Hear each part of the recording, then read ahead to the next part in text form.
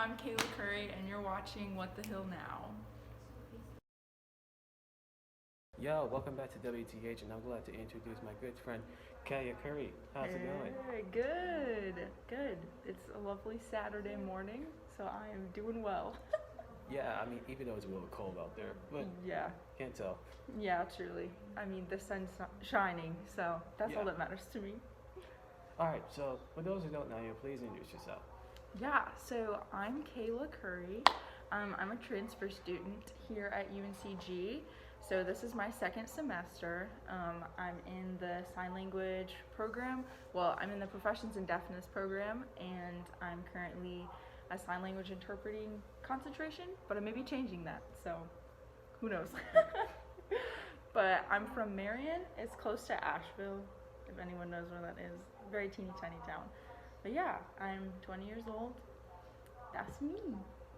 Wow. Yeah. What was your background like growing up? um, I grew up I was homeschooled, so I didn't really get a lot of exposure to like culture around me until I started going to community college. So I grew up in kind of like my world was just my family, and it was playing outside, and I didn't have a phone until I was 17, so that was like my biggest thing. I was just playing outside, I was just living my life, doing my thing. And then I started going to community college, and that's when I really kind of was exposed to the world and just culture in general. That was more so like my exposure to that. But I liked being in that environment. I liked not being attached to technology. I liked growing up and actually learning things from experiencing just the world itself. So I really enjoyed that, and yeah, that was kind of my life. I mean, I grew up going to church.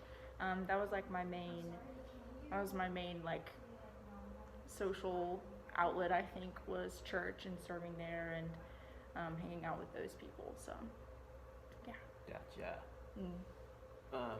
Like when you had a phone, like when you first got your phone, do you feel like you were, kind of being distracted now, or you felt like you're still being free? Yes, definitely. I think back, like I notice now, like my attention span. Like growing up, I used to read so much. Like I would go to the library, I'd get a stack of books this tall, and I would read them that week, and then I'd go back again. And I notice now that like my attention span is shorter, and it's harder for me to like sit down and just read through something. And I think that's definitely a result of technology and of just like this very fast paced, like you're scrolling through Instagram, you're watching 10-second videos, and you're just going through. So my attention span is a lot shorter. That's something I definitely noticed. Also, just like now at this point in time, I get more like headaches from like just staring at a screen. And granted, a lot of that is due to like, especially being here, I only have online classes, so I don't have any in-person classes. So I'm just on technology a lot, all the time. So yeah, I definitely feel more constrained by it. So I try to be off my phone more so. Doesn't work all the time, but trying to set like limits on my apps and stuff, because it's too much. Yeah, I can absolutely understand that. Yeah. Once you grew up going to church, what was your connection with God like? Yeah. So I grew up in the church. Grew up going to youth group, going to different conferences, Christian conferences. I definitely would say that I knew who God was, knew who Jesus was, like my whole life. Like there's never been a point in time that I've not known God. But I think I didn't really truly, like I had moments that I was like pursuing the Lord, but I don't think it really culminated until I was about 17 years old, when I really just like had this moment in my life that I was like, I'm just hurting the people around me, and I don't want to be like that anymore. Like I don't want to be the person that I was. I didn't like that person.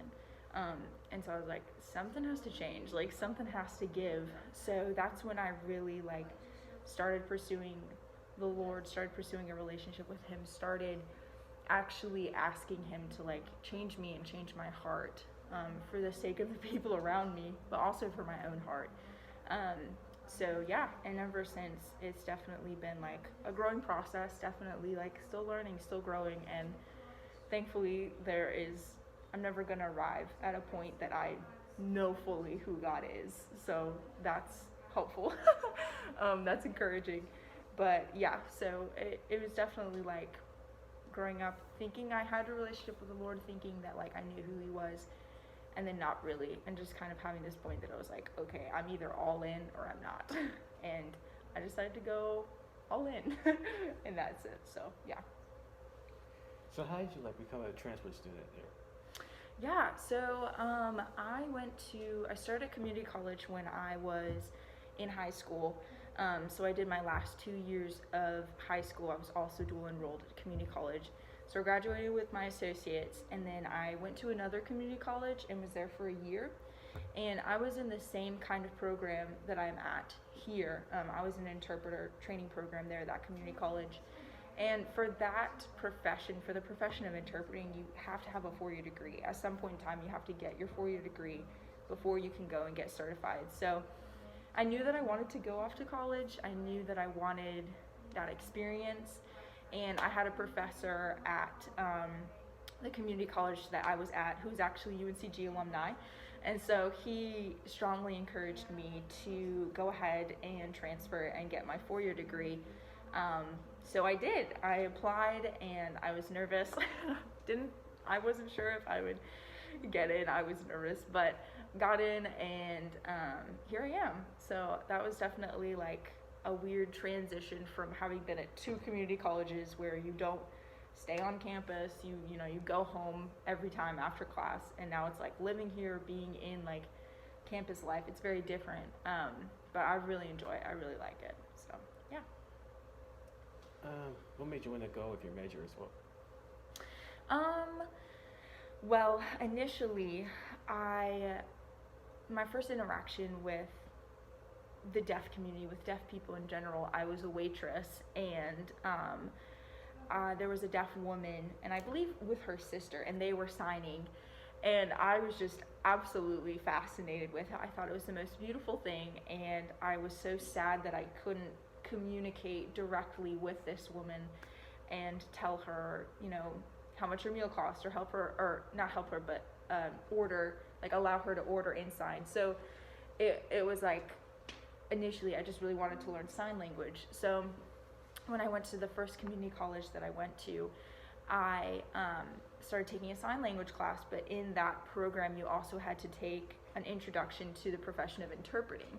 So when I took that class, that professor was incredible. He's the one that encouraged me to come to UNCG, and I really just fell in love with the idea of interpreting, and that whole sphere.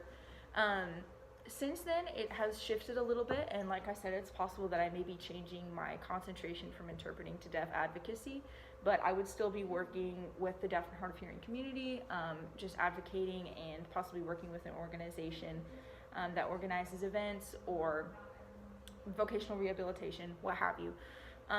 So that was my initial exposure to it and desire to want to do interpreting. And the interpreting program here is great, so definitely no complaints there. It has been a wonderful experience so far. And prior to your experience, you also do a podcast too, I do, yes. My boyfriend and I, we started a podcast a few weeks ago. Actually, it's been 5 weeks ago, so it's been a little over a month, called Beyond the Bible Belt. And what we were really hoping to accomplish with this podcast is just to provide a different perspective from what is kind of culturally normal in the South here in the Bible Belt. So we really were hoping to shed some light on some issues that are very prevalent in the church within the Bible Belt at this point in time. So yeah, it's been really, really encouraging, to record that and to see questions that people have, about the church and issues that they see, and kind of try to dissect it from a scriptural perspective and provide some insight onto maybe some harmful practices that are happening right now, and how we can do better and avoid that in our own churches. So, yeah. What will be your plan once you graduate? Oh, good question. Have you ever asked anyone that and they've had a straight answer? Yeah. Okay. Always. Really? Well, yeah, I'm hoping to go to grad school. I've considered it. I just really love school. I really love learning. So that is something that I am definitely interested in. I've also considered going to seminary. So either one of those two. I don't see myself graduating and not continuing my education. So whatever that looks like, hopefully that would be a thing. But if not, I would hopefully be working in an organization. I'm also currently considering church planting with some good friends. So that is also a possibility. Right now, there's kind of just so many things that are possible. There are so many things on the table that I could do. So it's really just a matter of seeing in 2 more years where my passions lie and where I'm at financially, if I can afford to go to grad school. So there are a lot of different factors that I'll have to consider in the next 2 years. But yeah, I'm not entirely sure. I'm not like definite set on one thing or the other, but it's really just a matter of, we'll see when we get there. We'll see what doors the Lord decides to open. We'll see where I'm at, where my passions lie, and go from there. So. Who inspired you to keep doing what you're doing?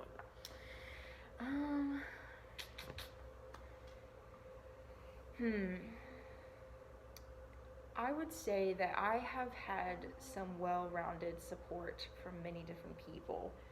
I think with interpreting specifically, I mean, again, it's kind of in the process of changing, but I guess with this particular degree, staying within this degree, just meeting deaf people and interacting with deaf people, interacting with my professor, my ASL professor who's deaf, my tutor who's deaf, just deaf people in general.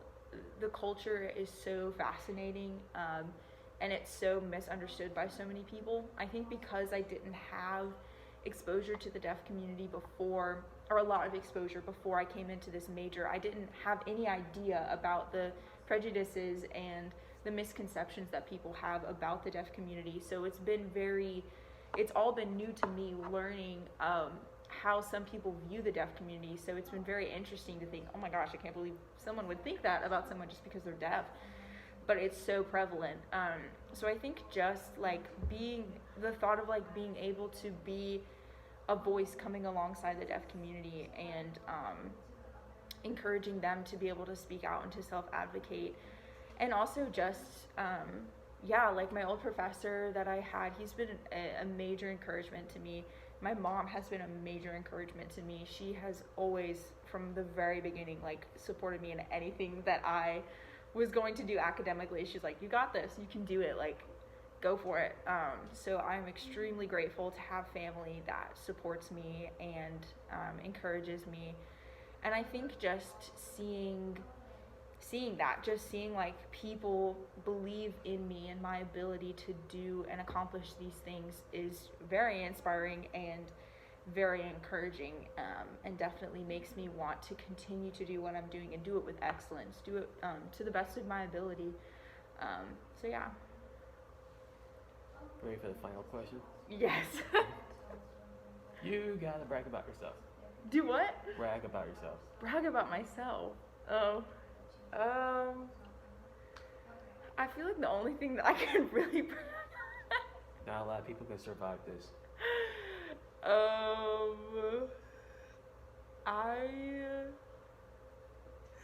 Gosh, my roommate's sitting over there just looking at me.